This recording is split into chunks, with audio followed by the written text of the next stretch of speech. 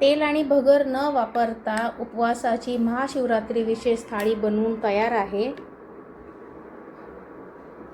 नमस्कार, स्वागत आहे तुमचं माझ्या आणखीन एका कुकिंग ब्लॉगमध्ये। महाशिवरात्र येत आहे आणि मी महाशिवरात्री विशेष इथे उपवासाची थाळी केली आहे। या थाळीमध्ये मी साबुदाणा आणि बटाट्याचे पराठे किंवा फुलके म्हटले तरीही चालेल, त्यानंतर साबुदाण्याची खीर, बटाट्याची भाजी, शेंगदाणे आणि खोबऱ्याची चटणी केली आहे। हा स्वयंपाक अगदी अर्ध्या तासात होतो। ह्या उपवासाच्या थाळीमध्ये मी इथे भगर आणि तेलाचा अजिबात वापर केलेला नाहीये। चला तर बनवायला सुरुवात करूया। महाशिवरात्रीसाठी मी इथे थाळी करणार आहे, तर त्यासाठी मी त्यामध्ये काय काय करणार आहे हे आधी मी तुम्हाला सांगते। तर त्यामध्ये मी साबुदाणा आणि बटाट्याचा पराठा किंवा फुलका म्हटलात तरी चालेल ते करणार आहे। त्यानंतर साबुदाण्याची खीर, बटाट्याची भाजी आणि चटणी करणार आहे खोबरं आणि शेंगदाण्याची। तर सगळ्यात आधी आपल्याला इथे साबुदाणा भाजून घ्यायचा आहे, कारण का असाच याची पावडर होणार नाही, म्हणजे पीठ होणार नाही। तर पहिले हा भाजून घेऊया, त्यानंतर आपण हा बारीक वाटून घ्यायचा आहे। आणि साबुदाण्याची खीर करण्यासाठी मी इथे अर्धा लिटर दूध ऑलरेडी गरम करण्यासाठी ठेवलं आहे। आता सगळ्यात आधी आपण इथे साबुदाणा भाजून घेऊया। साबुदाणा भाजण्यासाठी जाड गुळाची कढई किंवा पॅन घ्यायचा आहे। त्याच्यामध्ये मी हा साबुदाणा भाजून घेते। मंद आचेवरती भाजून घ्यायचं आहे। एक 4 ते 5 मिनिटं लागतात साबुदाणा भाजायला।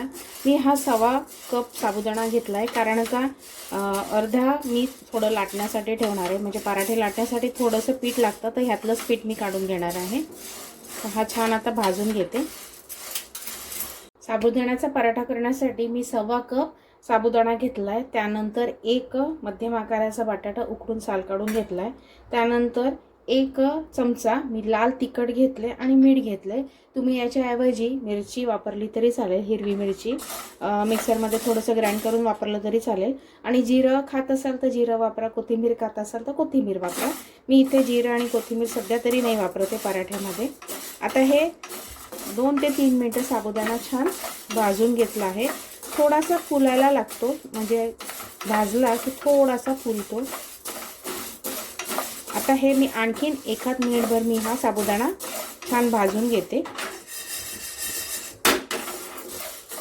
एक 4 ते 5 मिनिटं साबुदाणा छान भाजून घेतला, छान भाजून झाले। आता गॅस बंद करते आणि एका ताटामध्ये काढायचा आणि हा पूर्णपणे थंड करून घ्यायचा आणि त्यानंतरच मिक्सरला हा बारीक वाटून घ्यायचा आहे। साबुदाणा थंड होतो तोपर्यंत आपण इथे साबुदाण्याची खीर करून घ्या। तर त्यासाठी मी इथे 3 टेबलस्पून साबुदाणा घेतला होता आणि तो रात्री भिजत टाकून ठेवला होता। आता छान फुलला सुद्धा आहे। पॅनमध्ये मी 1 चमचा तूप गरम करण्यासाठी ठेवले। त्याच्यामध्ये ड्रायफ्रूट छान भाजून घेऊया, म्हणजे फ्राय करून घेऊया। ड्रायफ्रूट्स 1 मिनिटभर छान मी फ्राय करून घेतलेत। आता हा जो साबुदाणा आहे तो याच्यामध्ये थोडासा फ्राय करून घेऊया। 1 सेकंदभरच आपल्याला हा छान फ्राय करून घ्यायचा आहे। त्यानंतर आपण याच्यामध्ये दूध टाकणार आहोत। 3 टेबलस्पून साबुदाण्यासाठी मी इथे अर्धा लिटर दूध घेतले। तुम्हाला साबुदाणा आणखीन हवा असेल तर वाढवू शकता। साबुदाणा तुपामध्ये थोडासा फ्राय केल्याने काय होतं, थोडासा फुलला जातो आणि छान शिजला जातो, म्हणून मी थोडासा तुपामध्ये फ्राय करून घेतलाय। तुम्ही डायरेक्ट दुधात टाकलात तरीही चालेल। अर्धा लिटर मी दूध गरम करण्यासाठी ठेवलं होतं, त्याच्यामध्ये मी थोडेसे केसराचे धागे टाकले। हे पूर्णतः ऑप्शनल आहे, नाही टाकलं काहीच हरकत नाही। आता हे दूध आपण याच्यामध्ये टाकून घेऊया।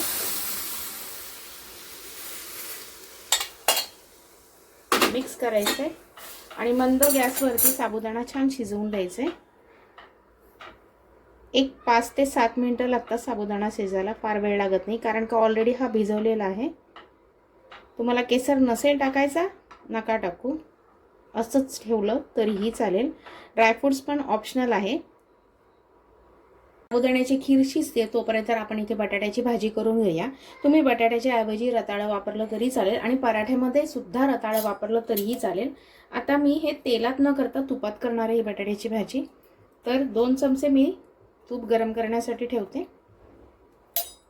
तूप वितळलं की याच्यामध्ये अर्धा चमचा जिरं टाकायचं आहे। तुम्ही जिरं खात नसाल नाही टाकलं तरीही चालेल। जिरं छान फुललं की आपण याच्यामध्ये मिरच्या टाकणार। मी इथे 2 हिरव्या मिरच्या घेतल्यात। तिखट तुम्ही तुमच्या आवडीनुसार कमी जास्त करू शकता। मिरच्या पण छान परतून घ्यायचे। मिरच्या छान परतून घेतल्यात. आता याच्यामध्ये मी मीठ टाकते आहे, म्हणजे मिरच्यांना सुद्धा छान मीठ लागेल. चवीनुसार मीठ टाकायचं आहे. आणि इथे मध्यम आकाराचा बटाटा उकडून बारीक कट करून घेतला, तो टाकून घ्यायचा आहे. बटाट्याच्या भाजीमध्ये मी थोडासा दाण्याचा कूट टाकते, हा पूर्णतः ऑप्शनल आहे. त्यानंतर थोडंसं ओलं खोबरं. तुम्ही कोथिंबीर खात असाल तर कोथिंबीर वापरली तरी चालेल. बटाट्याची भाजी झाली. बटाट्याची भाजी तयार आहे. खीर मध्ये मध्ये ढवळत जायची आहे, कारण का खाली लागू शकेल, त्यामुळे मी मध्ये मध्ये खीर सुद्धा चेक करते आहे. बटाट्याची भाजी झाली. आता गॅस बंद करते. आता आपण चटणी करायला घेऊया. चटणी करण्याआधी आपण इथे साबुदाणा बारीक करून घेऊया. साबुदाणा छान थंड झालाय. आता मिक्सरच्या भांड्यात काढायचा आहे आणि अगदी बारीक वाटून घ्यायचं आहे. पीठ करून घ्यायचं आहे आपल्याला याचं. साबुदाणा छान बारीक झालाय. आता रवा चाळायची जी चाळणी असते त्याच्यामध्ये चाळून घेते. तसं फार काही गरज नाही आहे चाळायची, तरी पण चाळून घेते. साबुदाणा छान बारीक वाटून घेतलाय. आता यातलंच थोडंसं पीठ लाटण्यासाठी काढून घेते आणि याच्यामध्येच एक मध्यम आकाराचा बटाटा आहे, तो किसून घेऊया. बटाटा कूस करून घेतलाय, म्हणजे किसून घेतलाय. आता याच्यामध्ये लाल तिखट टाकूया. तुम्ही याच्याऐवजी चिली फ्लेक्स किंवा मिरची वापरली तरी चालेल. मिरचीची थोडीशी भरड मिक्सरला लावून घ्यायची. मी इथे लाल तिखट वापरते. त्यानंतर चवीनुसार मीठ टाकायचं आहे. कोथिंबीर पाहिजे असेल तर कोथिंबीर टाका. मिक्स करायचं आहे. गरज वाटली तरच इथे पाण्याचा वापर करायचा आहे. पीठ छान मळून घेतलंय. आता थोडंसं अर्धा चमचा तूप घेतलं आहे आणि तो तुपाचा हात आपण याला लावून घ्यायचा आहे आणि हे एक 5 मिनिटं मुरण्यासाठी ठेवून देऊ. तोपर्यंत आपण खीर आणि चटणी करून घेऊया.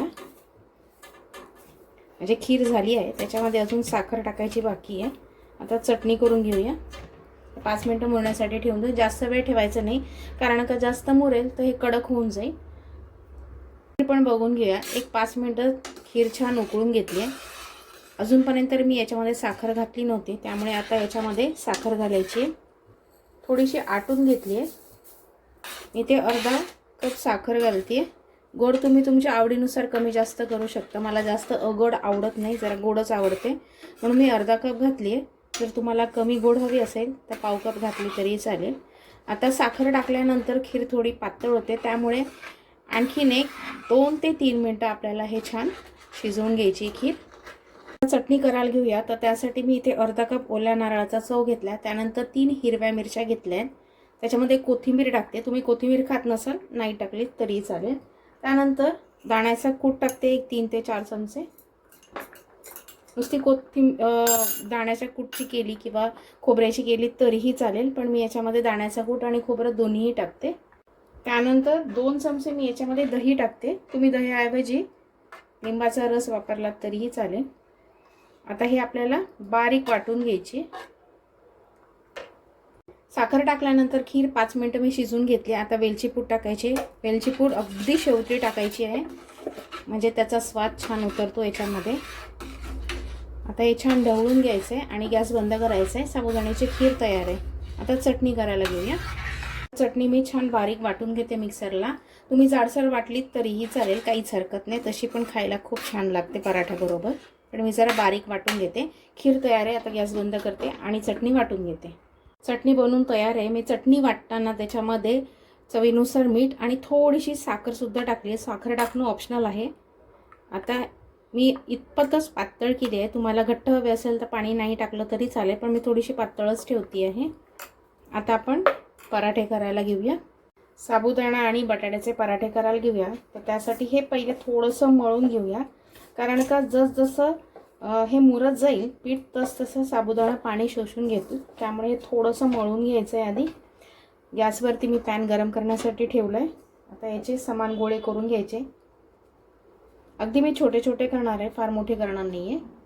एवढ्या मापामध्ये 6 गोळे तयार झाले आहेत. आता आपण थोडं थोडं पीठ लावून लाटून घ्यायचं आहे. थोडंसं क्रॅक्स गेले तरी काही हरकत नाही. तुम्हाला हवे असेल तर तुम्ही ताटलीने गोल करून घेऊ शकता. मी असेच ठेवते. ही ताटलीने छान गोल करून घेतलंय. आता एवढ्या साईजचेच मी करते आहे, फार मोठे करत नाहीये. आता हे छान दोन्ही साईडनी भाजून घ्यायचे. याला तूप लावणार आहे मी, तुम्ही तेल वापरलं तरी चालेल.